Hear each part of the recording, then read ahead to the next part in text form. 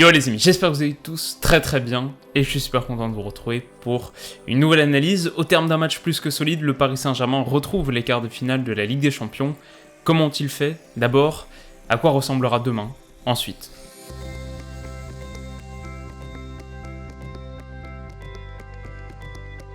Bon, comme d'habitude, un rapide détour par le tableau noir et par les compositions d'équipe de Dortmund d'abord, qui n'a rien changé par rapport au match aller, toujours ce 3-4-3 et les 11 mêmes titulaires qu'en Allemagne.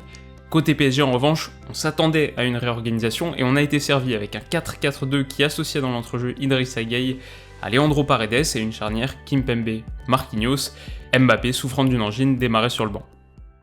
Et alors ce qui est intéressant ici, c'est que ce schéma en gros à 4 attaquants avait été à plusieurs reprises considéré comme trop déséquilibré. Tourelle lui-même partageait sans doute cet avis et c'est une des raisons pour lesquelles il avait préféré innover au match aller, on s'en souvient bien.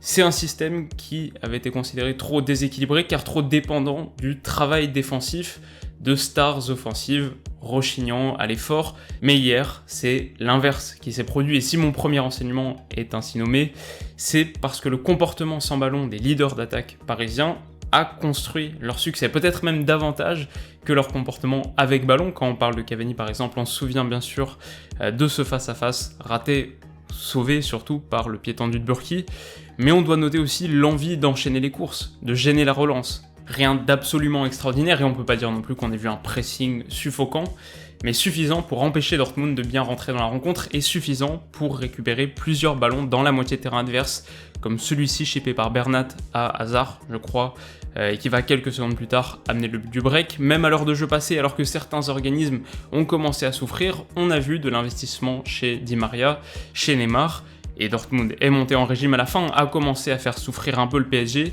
mais on était à des années-lumière de la physionomie de l'allée. Alors décompte cette volonté d'aller en découdre haut sur le terrain, de consentir à un sacrifice, et c'est vrai de le payer parfois sur la production offensive. Neymar, c'est hier soir quelques inspirations géniales, mais c'est aussi 22 ballons perdus, il faut le noter. Mais ce côté bagarreur, c'est quelque chose qu'on n'avait jamais vu. Alors c'est aussi peut-être quelque chose qu'on n'avait jamais aussi bien entendu, et je conçois qu'une partie de mon analyse puisse être biaisée par le huis clos, les joueurs qui communiquent, dont on entend toutes les paroles. Ça joue les agressivos de Di Maria, les haussements de voix de Marquinhos. Globalement, on a eu un meilleur accès à une facette du PSG très hargneuse, et peut-être qu'ils ont cette attitude verbale dans 100% de leur match, difficile de le savoir. Ce qui est sûr en tout cas, c'est qu'hier il y avait les gestes et les efforts pour aller avec. Donc voilà, on a vu des Parisiens prêts au combat, relevant parfaitement le défi sur le plan de l'envie. Hier sur Twitter, je parlais d'une qualif parfaitement méritée et d'un PSG bagarreur, infiniment supérieur au PSG chambreur qu'on voit parfois en Ligue 1. Je trouve que c'est un peu important d'insister là-dessus parce qu'une grosse partie de l'équation pour ces joueurs, c'est l'attitude, c'est l'approche mentale, c'est réussir à mettre le collectif au-dessus de tout. Après, il y a aussi d'autres raisonnements à invoquer qui doivent compléter l'analyse, et si Paris a lutté avec courage haut sur le terrain, Paris a aussi su se protéger et verrouiller un cran plus bas. Alors, que ce soit avec une possession patiente mais suffisamment tranchante pour se créer des occasions, que ce soit avec un bloc bas très étanche en fin de match qui coulissait de manière efficace, que ce soit avec un peu de réussite enfin, et Paris solide rime avec Dortmund insipide, on s'attendait à voir mieux en face. Donc voilà en gros pour ce match retour qui s'achève avec une qualif amplement méritée du Paris Saint-Germain. Le mot est faible, je dirais même enthousiasmante, très prometteuse sur l'état d'esprit.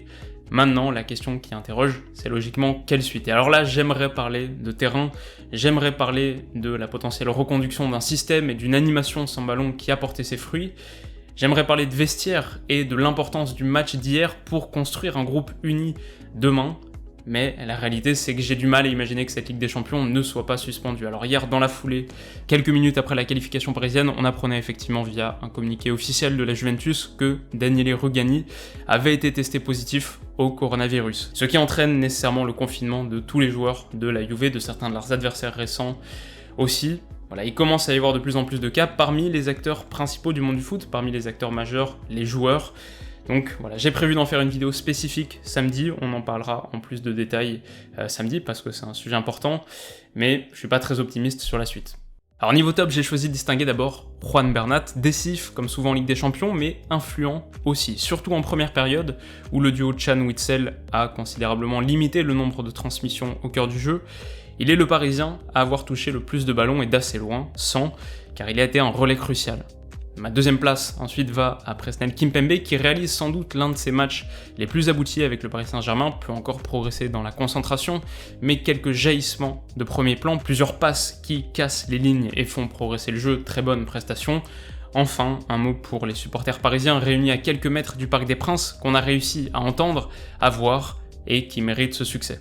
Bon, niveau flop, dur d'en sortir 3 car c'est l'équipe de Dortmund dans son ensemble qui a été à 13 ans de ça, de son niveau attendu, mais ni Witsel ni Can n'ont eu l'influence escomptée.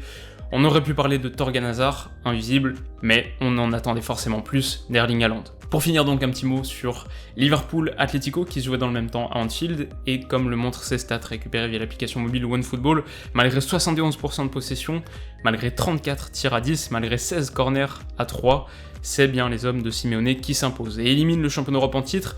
Les Reds chutent donc à Anfield pour la première fois depuis septembre 2019, pour la première fois en Coupe d'Europe depuis 2014, et Klopp perd enfin une double confrontation continentale à Liverpool.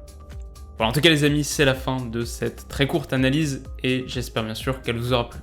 De notre côté, on se retrouve donc samedi matin pour évoquer l'impact du coronavirus sur la planète foot. Ça va être un gros sujet, donc si vous voulez pas rater ça, vous pouvez bien sûr vous abonner à la chaîne. D'ici là, comme d'habitude, passez bien sûr une très bonne journée, une excellente fin de semaine et plus que jamais, prenez soin de vous surtout. Bisous.